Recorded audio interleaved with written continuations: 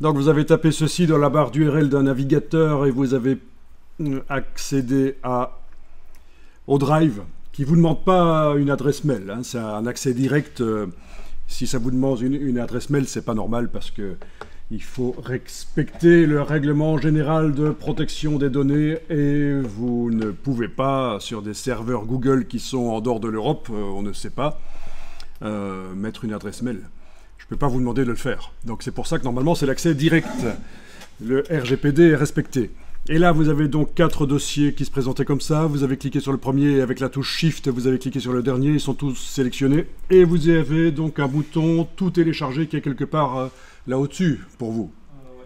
D'accord, moi je ne l'ai pas parce que je suis le gestionnaire, sans doute c'est parce que je suis le gestionnaire de l'espace, mais vous avez un bouton tout télécharger. Ça vous a fait un zip que vous avez téléchargé sur le PC.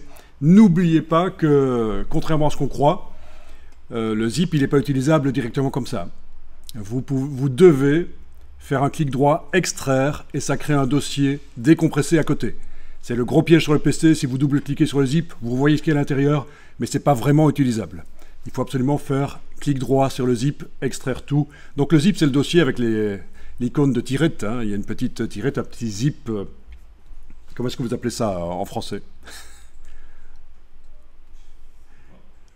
Une fermeture éclair. Voilà. Donc c'est le gros piège pour les débutants quand ils téléchargent des zips. Il y a de ça 15 ou 20 ans, c'était ridicule d'expliquer aux gens comment faire télécharger un zip et l'utiliser parce que tout le monde piratait les films sur les torrents. Vous voyez, c'est plus trop le cas. Donc maintenant, cette compétence s'est perdue. Les temps changent. Je vous parle de ça rapidement pour vous dire que moi, malgré que je connais pas mal les logiciels Adobe, je continue à faire de la veille technologique. Donc ce que je vais vous faire comprendre, c'est que vous avez intérêt, vous aussi, à faire de la veille technologique. Moi, je vous montre ma veille technologique que j'ai partagée avec d'autres, au cas où ça pourrait intéresser quelqu'un, mais votre propre veille en fonction de vos aspirations professionnelles, de votre projet de travail, des techniques qui vous intéressent, je vous incite vraiment à, comme ça, dans un dossier sur l'ordinateur ou un fichier texte ou peu importe, à garder les liens intéressants, à les organiser. Ça stimule votre esprit. Donc ici, comme je vous disais, c'est un article tendance du design graphique, c'est ma newsletter sur LinkedIn, c'est un petit truc de rien du tout en fait. Hein. Et le titre ici s'appelle « Veille technologique et graphique en 2023, des pistes notamment sur YouTube pour développer vos compétences en complément à vos formations lambda ». C'est là que vous vous dites, mais j'ai pas suivi de formation à la danse lambda. Mais non, lambda, ça veut dire les formations basiques. C'est pas lambada. Ok. Excusez les dad jokes, hein, vous connaissez. Voilà. Alors, donc, vous avez un lien vers une playlist Photoshop. Donc, là, je vais cliquer dessus. Voilà, et les dernières choses que j'ai trouvées et que j'ajoute se trouvent sur le dessus. Même si c'est pas tout récent, hein. La dernière chose que j'ai ajoutée là date d'il y a 3 ans, mais je l'ai trouvée seulement maintenant. Et vous avez plein de choses donc, qui concernent Photoshop et c'est en anglais cette playlist. Et là vous avez combien? Oui, 337 vidéos actuellement, 337 vidéos avec plein de choses que moi je trouve intéressantes et que j'ai stockées là pour les regarder par la suite. Et me cultiver.